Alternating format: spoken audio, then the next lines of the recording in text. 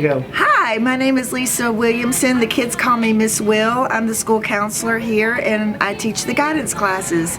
Today I'm reading from the book Life According to Og the Frog.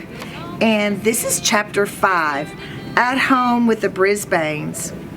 It is a foggy morning in the swamp. On most mornings, you can see everything clearly. The slithering snakes, the soaring birds, the insects darting and swooping. But in the fog, nothing is clear. All I can see are shadows, but I don't know what they are. I hope the fog clears soon because I'm getting hungry. I come out of the fog when Mrs. Brisbane begins our lessons. I'm not sure I understand what she's talking about. Nouns, verbs, adjectives? What kind of animals are those? The thought of being chased by an adverb frightens me. There are a lot of other things I don't understand. Why does Tabitha seem so sad and lonely, and yet she acts rude when someone else is friendly? And why on earth do students always giggle at Humphrey's annoying antics? I feel as useless as a toothless alligator. In the swamp, I could hop to it and get things done. I'd grab a cricket with my tongue, challenge Jumpin' Jack to a hopping contest, or discover a new puddle to soak in. Here, I watch things happening, but I can't do anything to change them. Late in the afternoon, Tabitha comes over to my tank. I hope she won't be rude to me. I think Heidi is being mean about you. I bet it's because you're new to room 26. Tabitha sighs softly. I'm new here too. It's hard to get used to it. It's not like my old school. I know, I tell her. It's nothing like the swamp either. My loud boings make her smile. You probably don't even know what I'm saying, Tabitha tells me. I do a couple of hops and say, yes, I do. My boing boing makes her giggle. You're funny, Og, she says. Do it again. All right. I hop again because Tabitha has a nice smile. You understand me, but why do you always say boing, she asked. If I tried to explain, she wouldn't understand. I would like to understand why she keeps Smiley in her pocket. I don't think anybody in room 26 understands Tabitha, at least not yet. I don't think they really understand me either. I have a new foster home and a new mom, Tabitha tells me. She's nice, and Mrs. Brisbane is nice too, but I don't feel like I really belong here. Do you? I thought I did, I answer, but now I'm confused too. Tabitha grins. I love talking to you, she says, and when you answer back, it's almost like you understand what I'm saying. I'm trying hard to understand a lot of things, but I wish she knew that I realize how tough it is when so much has changed. After Tabitha returns to her seat, Humphrey starts squeaking non-stop. Is he jealous because she talked to me, or does he understand her problem too? I know he didn't come from the swamp, but he might have another home before room 26. No matter how hard I listen, one squeak still sounds exactly like another. I'm almost relieved when he stops squeaking and hops on the screeching wheel. There's so much about room 26 that is foggy to this green froggy. And then it's Friday again, and Miss Brisbane says that Humphrey is going home with Miranda. I can tell Humphrey really likes her. He always scrambles to the front of his cage when she's nearby. I can tell that she likes him too. Whenever she looks at Humphrey, she smiles. She must enjoy squeaking more than I do. But when Mrs. Brisbane announces the news, Humphrey's squeak sounds worried.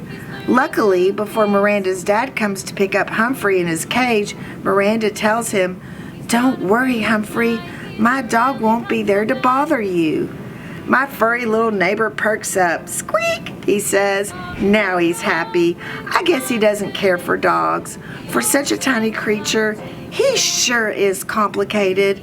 At least I have a nice, quiet weekend to look forward to with no squeaking and no screechy wheels.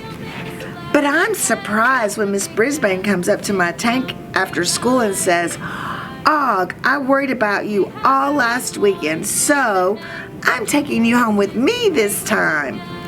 If she's worried about me, she must like me, at least a little bit. That makes me feel as cozy as a lizard snoozing in a sunbeam. I could almost jump for joy. It seems strange to be riding in a car, especially with a blanket covering my tank. It reminds me of the bad day when I was frog-napped from the swamp. As I was carried away in the sack, I could still hear the muffled boing, boing, boing, boing of all my friends calling to me, "Come back!" I hope they understand that I didn't have any choice. There is a surprise waiting for me at Mrs. Brisbane's house. His name is Bert Brisbane, and he is her husband.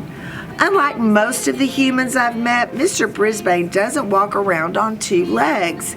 Instead, he gets around in a chair with wheels.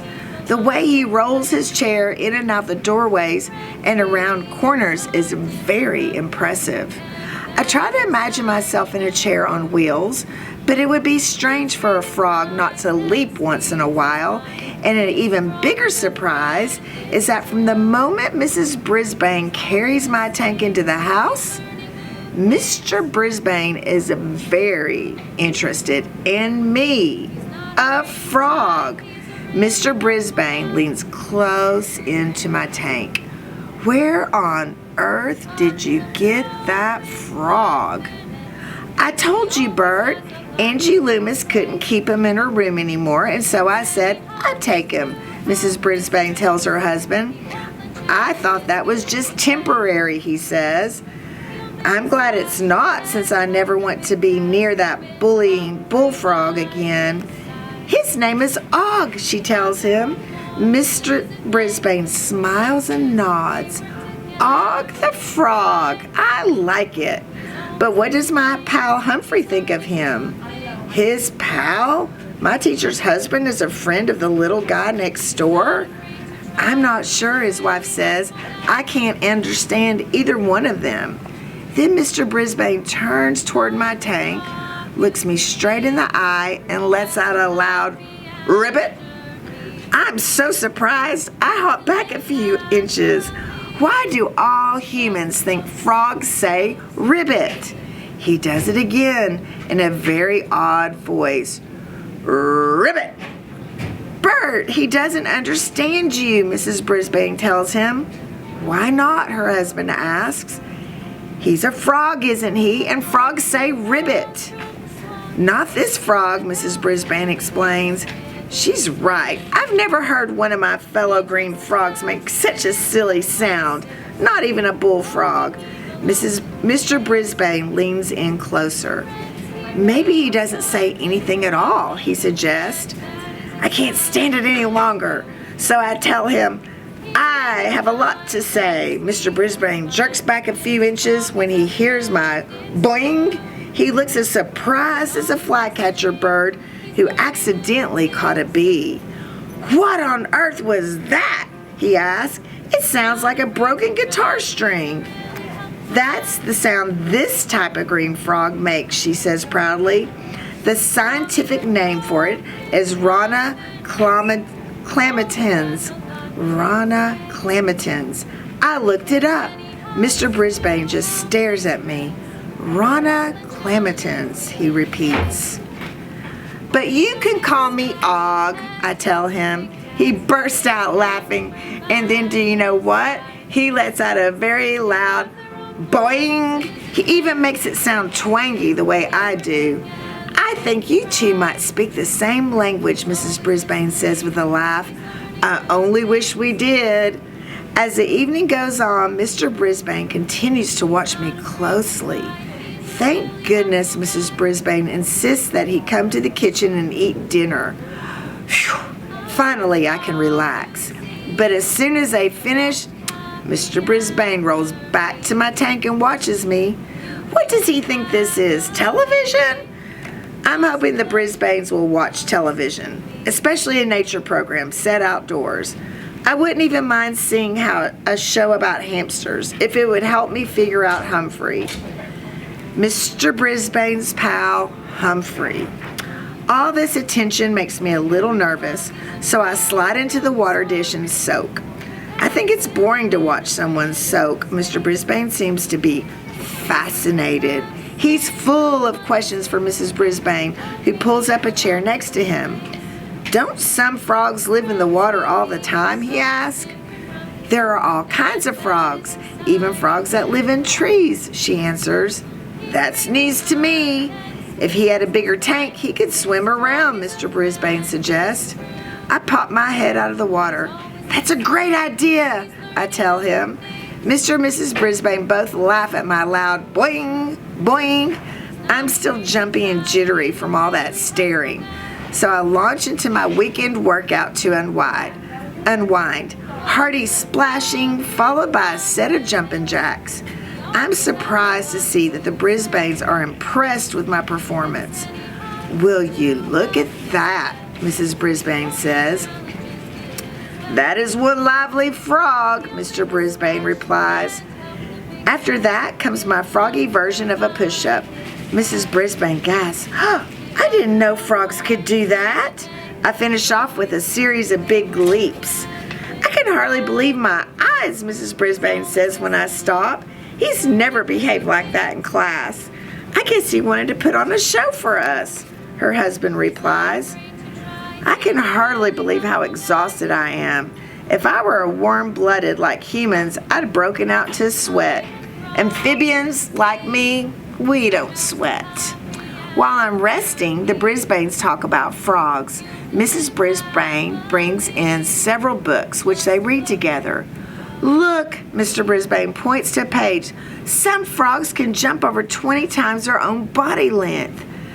I certainly think Og can, Mrs. Brisbane says.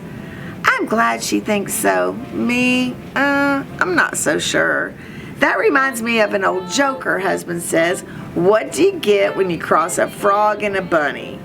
I'm thinking the answer has to do something with hopping, so I'm surprised when he tells her, ribbit. I guess he already forgot that green frogs like me don't say ribbit. Still, it is good as any of Kirk's jokes. Then he has another riddle. What did the bus driver say to the toad? Mrs. Brisbane shakes her head and Bert replies, hop on. If Mr. Brisbane had ever spent time with toads, he'd know I'm nothing like them. But I don't mind. He reminds me of one of my favorite swamp creatures, Uncle Chinwag. He's a kindly old green frog. He tells good stories, but is also a good listener. I learned a lot from Uncle Chinwag, like how to make my boings carry a whole mile and how to catch a tiny mosquito with my big tongue. He likes to tell jokes too. I especially like the one, what do they call an alien in the swamp? A Martian. I'll bet Mr. Brisbane would like that joke, but if I tried to tell him, he'd just laugh at my boing, boing, boing, boing. This frog is a treasure, Mr. Brisbane tells his wife. You should enter him in one of those frog jumping contests. They really have such things. I like the way he thinks. Of course, I've been in many frog jumping contests in the swamp. Sometimes I even won. Mrs. Brisbane sighs. I like Og, but I do have a problem with him. Those words would have given me a chill, but amphibians don't get chills. It's that cold-blooded thing again. But why on earth would she have a problem with me? Our classroom isn't anything like the swamp, she continues. Is he happy in his tank? I mean, Humphrey has always lived in a cage. That's different. That's the truth. The hamster is as different as any creature I've known, including crickets and mosquitoes.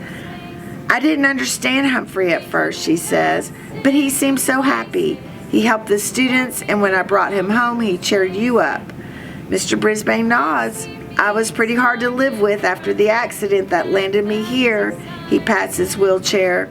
But Humphrey did help. Humphrey? Are they talking about the Humphrey I know? The annoying neighbor in the cage next door? He helps everyone, Mrs. Brisbane agrees. He really goes beyond his job as a classroom pet. Wait a second. Being a classroom pet is a job? I never thought of that before. And if it's a real job, will I be the first classroom pet ever to be fired? Mrs. Brisbane rises. I'll make some tea. Mr. Brisbane follows.